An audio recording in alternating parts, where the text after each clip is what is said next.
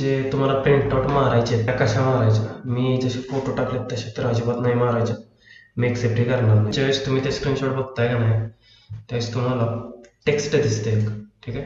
ते सगळे टेक्स्ट आहेत ते तुम्हाला टाईप करायचे आहेत मायक्रोसॉफ्ट वर्डवरती.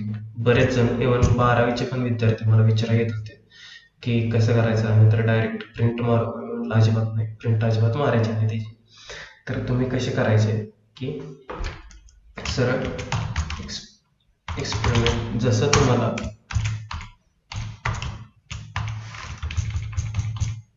ठीक आहे, हे बोल्ड केलं, एंटर केलं, त्यानंतर हे लेफ्ट साईडला घेतलं आणि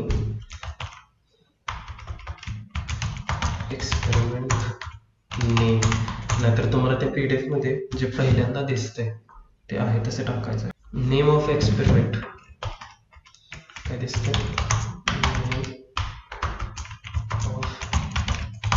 एक्सपेरिमेंट असं दिसतंय.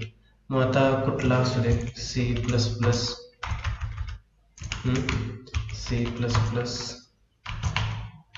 Programme to find ratio of reciprocal of a number, ठीक आहे. हे असं आहे तुम्हाला दिलं.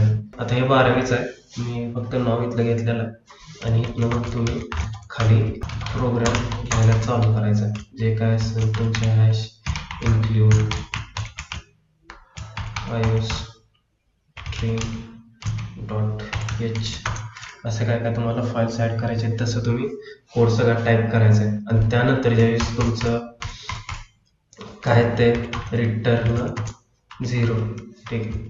नाहीतर काय काय वेळेस त्यानंतर आपलं काय आहे, जे शेवटपर्यंत मी कोड टाईप करताय त्यानंतर काय ते आउटपुट, ठीक आहे. ते असं टाईप करायचं आणि तो कोड त्याचं जे आउटपुट आलंय ज्यावेळेस तुम्ही आउटपुट रन करताय का नाही, तुम्हाला इथं लेफ्ट साईडला वरती ब्लॅक स्क्रीनवरती ब्लॅकमध्ये दिसत असते, ठीक आहे.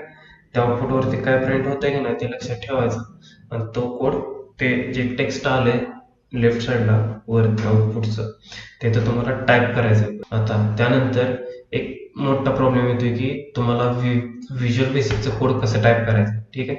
आता हे बघा, ज्यावेळेस तुम्ही व्हिज्युअल, आता समजा हे एक्सपेरिमेंट नंबर 8 पासून काहीतरी व्हिज्युअल बेसिकचं चालू होतं, ठीक आहे. त्या व्हिज्युअल बेसिकचं एक्सपेरिमेंटचं नाव इथे टाकायचं, त्याचा प्रोग्राम इथे टाईप करायचा आणि ज्यावेळेस तुम्हाला इमेज त्यात कसं करायचं, इन्सर्ट करायचे, म्हणजे कसं तुम्हाला ती इमेज टाकायची तर तुम्ही कसं करणार की आता हो का हे इंटरफेस आहे, ठीक आहे. मी हे रन केलं तर तुम्हाला हा इंटरफेस दिसतोय, बरोबर. त्यानंतर तुम्हाला ह्या इंटरफेसचं काय करायचं आहे, ही ज्यावेळेस तुम्ही रन करताय इथं जे बटन आहे बघा रनचं, ज्यावेळेस इथनं तुम्ही रन करताय का नाही त्याचे विंडोज प्रिंट स्क्रीन कीबोर्डवरती तुम्हाला दिसेल विंडोजचं बटन आणि प्रिंट स्क्रीनचं बटन एक दिसेल तुम्हाला, ते दाबायचं. मग त्यावेळेस काय होतंय, एक ब्लिंक होते स्क्रीन, त्यानुसार आपल्याला कळून जाते की आपलं काय झालंय, स्क्रीनशॉट आलाय त्याचा. आता इथं तुमचं काय तर कोड टाईप झालेला आहे, बरोबर. त्यानंतर तुम्हाला आउटपुट टाकायचं, तर मग कसं टाकणार तुम्ही, आता हे बघा इथं ज्यावेळेस तुम्ही काम करून तुमचं आउटपुट येते का नाही त्याचं स्क्रीन, आता हो का हा तो स्क्रीनशॉट आहे, हा काय तो स्क्रीनशॉट आहे पूर्ण.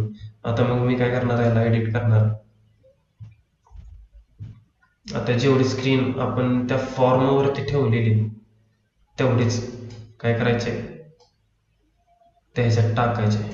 मी काय करतोय, एक क्रॉप करतो, कारण का हेच तेवढं आउटपुट आहे आपलं, बाकीच्या स्क्रीनचं काय आउटपुट आपल्याला गरज नाही आहे, ठीक आहे. आता हे एवढं आपलं आउटपुट झालं, इथं स्क्रीनवरती पण तुम्ही बघू शकता, ठीक आहे.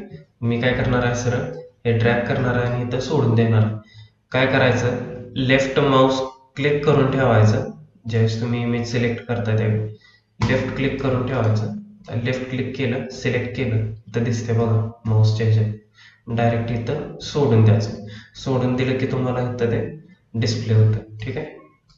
आणि आता जर असं ओव्हरलॅप झालं तर हे सरळ काढायचं, वरती परत टाकायचं, कॉपी पेस्ट करायचं ते, आणि परत मग हे जे काय करायचे पूर्ण PDF मध्ये कन्वर्ट करायचे, ठीक आहे. एक्सपोर्ट, त्यानंतर काय करायचं तुम्हाला, इथनं फाईलला जायचं, इथं एक्सपोर्टचं ऑप्शन येतं, इथं सिलेक्ट करायचं, डबल क्लिक करायचं त्याच्यावरती आणि इथे एक्सपोर्टचं ऑप्शन येतं, तुम्ही बघू शकता, इथं सेव्ह करू शकता. ठीक आहे. त्यानंतर तुम्हाला काय एडिट करायची काही गरज नाही, सरळ ती PDF मध्ये प्रॉपरली सगळं तुमचे कोड्स एकच वर्ड फाईलमध्ये टाकायचे आणि ते प्रिंट आउट मारून घ्यायचे.